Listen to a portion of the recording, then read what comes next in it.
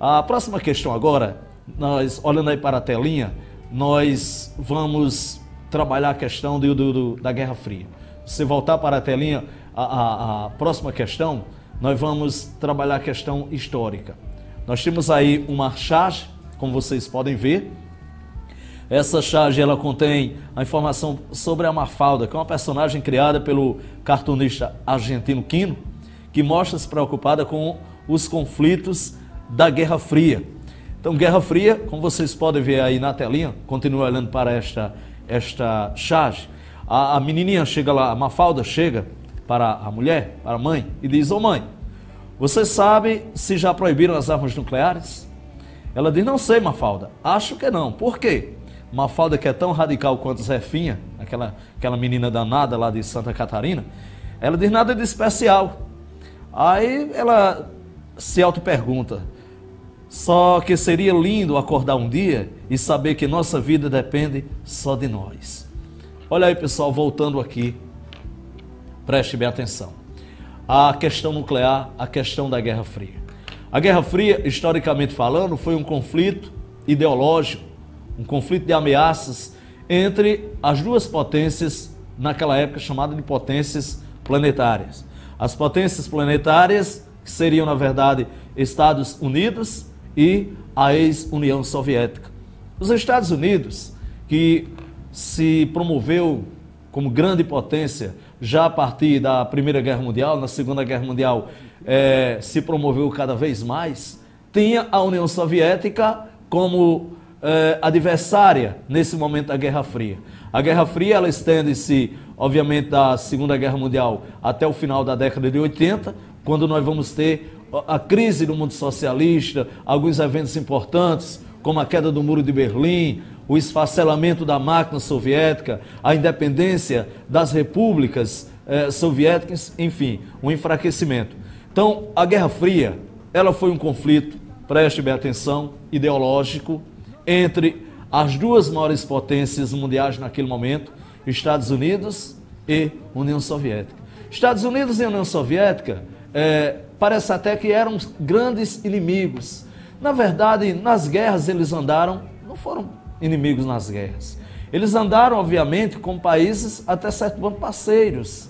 Estados Unidos e União Soviética, no final da Guerra Fria, eles adotaram uma postura sistemática de regimes políticos. Veja bem,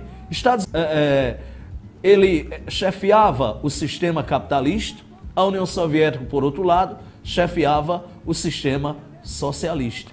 Quem era o capitalismo? Sistema socioeconômico, onde a lei da oferta e da procura, o lucro, a exploração do homem pelo homem, este era o socialismo, aliás, o capitalismo, a existência de classes sociais.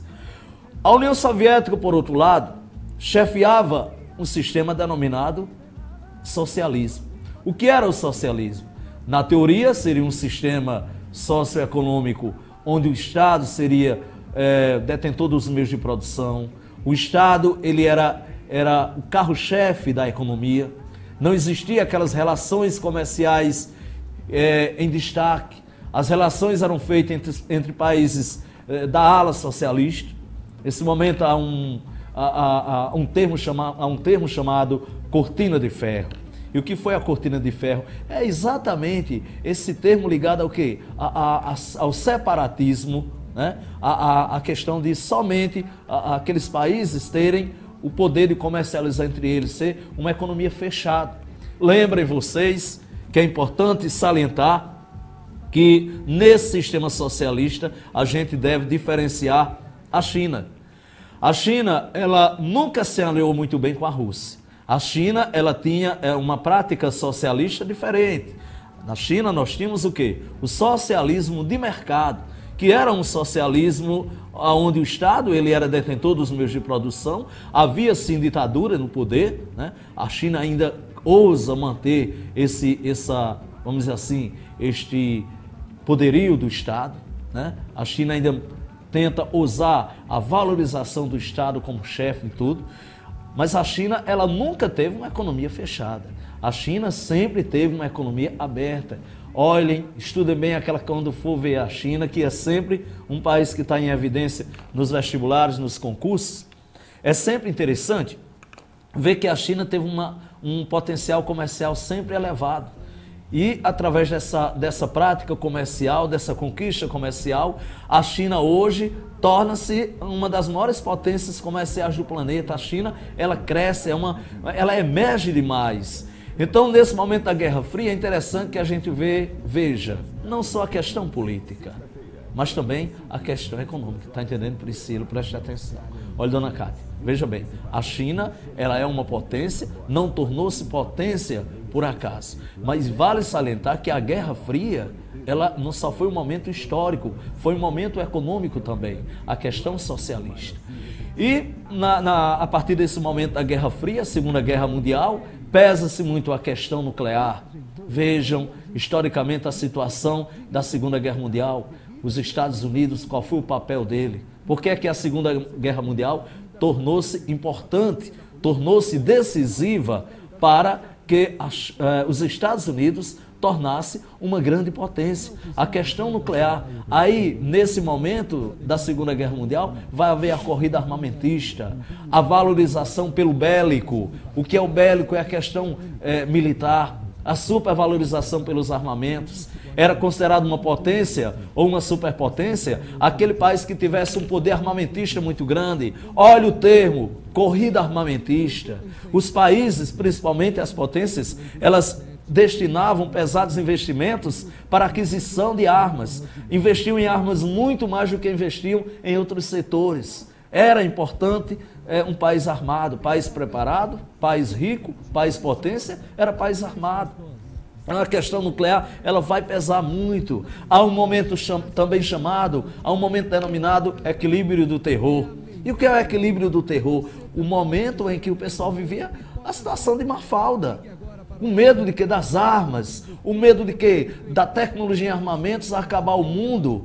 Porque naquele momento, no pós-Guerra Fria, aliás, no pós-Guerra Mundial, não estou falando agora da Guerra Fria, no momento da Guerra Fria, Estados Unidos e a ex-União Soviética estavam muito bem armados. A questão nuclear era uma moda naquele momento. Caso houvesse uma terceira guerra mundial, talvez o mundo não suportaria. As economias mundiais algumas estavam falidas. Imagina aí, uma guerra, ela é importante, ela é ruim para quem ganha, né, nesse confronto, nesse conflito, e é péssimo para quem perde. Então, os prejuízos são ambos, mesmo daqueles vitoriosos. Então, a Mafalda, voltando aí para a tirinha da Mafalda, voltando aí, por favor, você pode ver que a Mafalda, ela tem uma preocupação fundamental com o momento atual, tá certo? Será que naquele momento, como vocês podem ver, será que a Mafalda diz: mãe, você sabe se já proibiram as armas nucleares? Olha o momento dela, parece que ela estava vivendo o equilíbrio do terror. Aí a mãe disse: sei não, Mafalda, acho que não, por quê? Aí ela disse: nada de especial. Aí ela vai refuta de um lado. Só que seria lindo acordar um dia e saber que nossa vida depende só de nós. Então, em sua opinião, isso aqui é uma questão que puxa pela sua opinião. Hoje a Mafalda poderia se sentir mais segura? Olha, voltando para cá. Gente, é o seguinte. A questão da segurança mundial, ela é sempre uma incógnita, né? Nós não podemos dizer que o mundo está seguro, nós não podemos dizer que hoje a tendência de guerra seja literalmente distante. Nós não podemos afirmar nesse momento que uma guerra está descartada. Agora tudo leva a crer que o momento da Guerra Fria, a questão nuclear, ela já foi muito mais valorizada nesse momento da Guerra Fria. Hoje nós estamos, isso corresponde ao momento chamado ordem bipolar. Na ordem bipolar, onde os Estados Unidos e a União Soviética eram, na verdade, os guardiões da economia dos sistemas políticos mundiais, nesse momento a questão armamentista, a questão nuclear, estava em moda. Era uma moda fora do normal. Então, a Mafalda, ela tinha uma preocupação, como ela tem, mas era a preocupação da turma lá do equilíbrio do terror, o medo. Hoje, no momento da chamada de multipolaridade, no que nós já podemos chamar do ápice da globalização, a questão armamentista, a questão bélica, ela vai perdendo poder. Para quem? Perdendo o poder para quê? Hoje a estratégia, pessoal, caro aluno vestibulando, você aí do Salesiano que está nos assistindo agora, tá certo? Não vá tomar água agora, espera só um pouquinho, tá bom? Que isso é muito importante para você. Hoje, o pré-vestibular já não é mais o terceiro ano, você sabe que é o nono ano, é o primeiro ano, é o segundo. Preste atenção. Daqui a pouco você toma água, espera um minutinho.